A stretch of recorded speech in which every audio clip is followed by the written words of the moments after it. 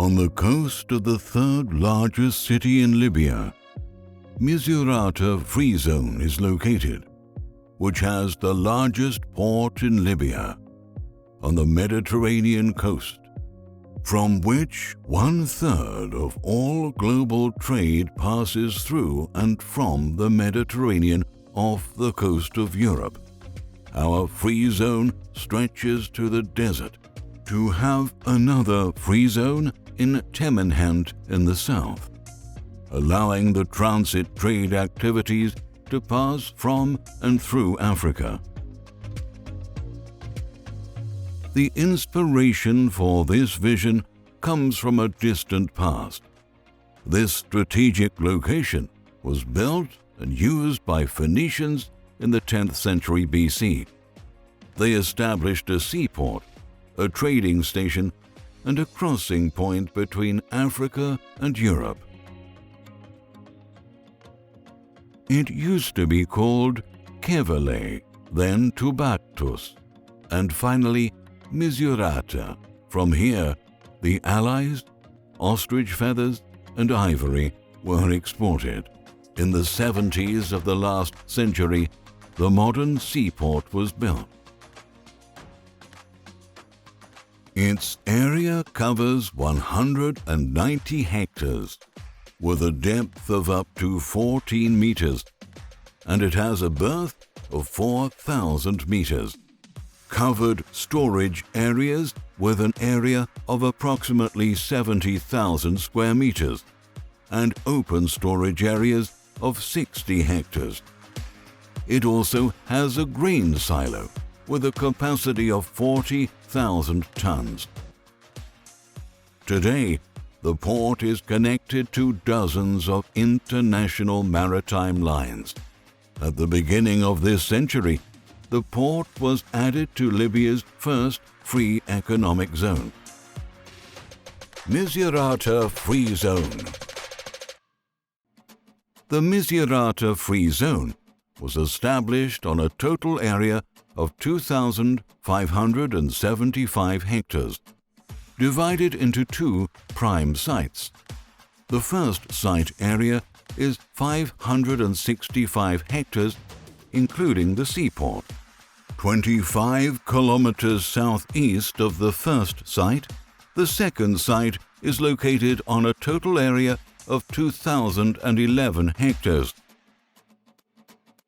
The region provided all tax and customs exemptions to its investors and their projects, with legislative guarantees for their assets. All bureaucratic procedures have also been eliminated for the purpose of encouraging local and foreign investment. A lot of studies are conducted by the Free Zone with international companies and specialized global expertise. The studies concluded with very encouraging results.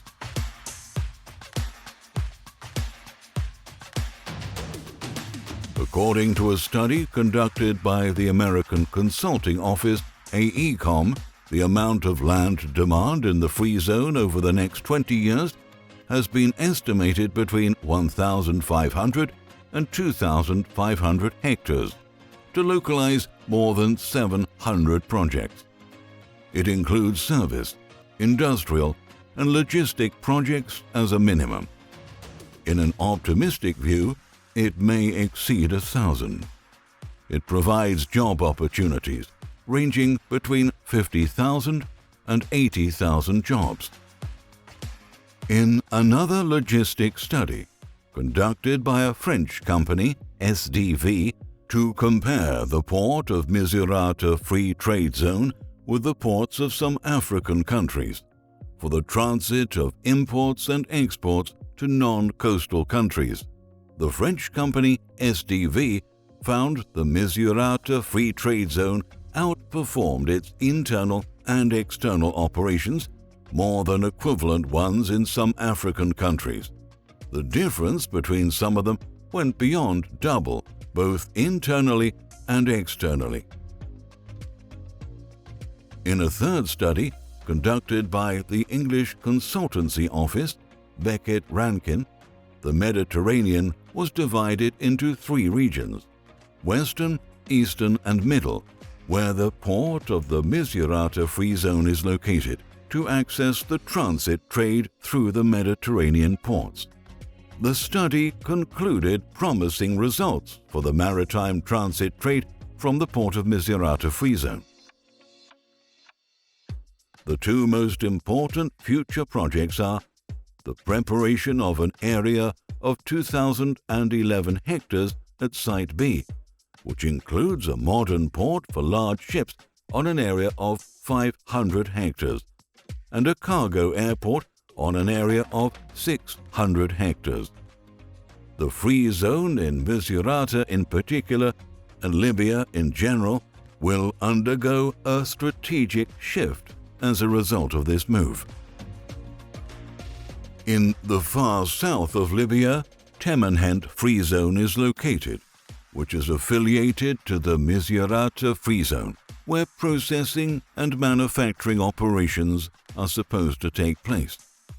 Its location qualifies it to be a transit trade station. It connects the target markets with the main starting point, the Misurata Free Zone, via an integrated network of roads from north to south. Work in the free zone does not depend on parallel and simultaneous work on dozens of projects. Some of the projects have been completed and others are still in progress. It includes the infrastructure project on its 2 sites, with a total area of 380 hectares. The first site covers an area of 243 hectares. The investors started working inside it after it was prepared and equipped with all necessary facilities. The site includes a rainwater drainage network with 6 pumps in main lines with a length of 14,190 meters, a sewage network and a treatment plant connected to a main line with a length of 4,211 meters, kilometer-long road network illuminated by 688 lampposts, 15 220 kilovolt substations connected directly to the main power plant, and a fiber optic network for internet and telecommunication services. One of the projects that is expected to transform the region is the exhibition center on an area of 50,000 square meters. This project is considered as the largest in Libya. The covered area of the exhibitions is 22,000 square meters and 10,000 square meters of open space. Among the future projects in the region is an integrated logistics center on a total area of 7 hectares. It is an ambitious project that will serve as a hub capable of linking countries and continents through routes of trade. This is based on the ideal geographic location for distribution in North Africa and an extension to the south from the Mediterranean. The logistics center comprises a wide range of high-quality general and cold warehouses so that goods can be loaded and unloaded easily, quickly, and at lower cost, with a series of service facilities, offices, shopping centers, and a residential complex with all its amenities that provide all essential economic, digital, and social services. This center will be an attractive destination for both local and foreign investment, which increases the competitive value of the Misurata Free Zone. For the purpose of attracting corporate and individual investors, the region has started implementing the first models of the Administrative Units Project for Investors on an area of 20,000 square meters, which will be service units, including separate and shared offices, meeting rooms, outdoor seating, and parking lots to serve as the headquarters of the investors' companies. The Free Zone had its own societal contributions. The heavy transport road branching off the international road was rehabilitated to improve traffic flow and reduce accidents. This building is a pediatric oncology hospital which is called the National Cancer Institute. It consists of 4 floors with a total ceiling area of 2,500 square meters. It includes halls to receive patients, 8 clinics for examination, 24 accommodation rooms for operations, sterilization, and intensive care rooms, 3 doctors' rooms, administrative offices, a meeting room, waiting halls, and other facilities.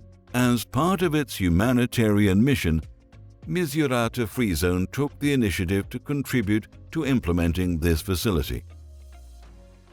In addition to various contributions that have been made in the fields of education, voluntary and charitable efforts, improving public facilities, and supporting community events and activities, MFZ is constantly working on different plans and projects for reconstruction and development, and expanding investment horizons in a race against time.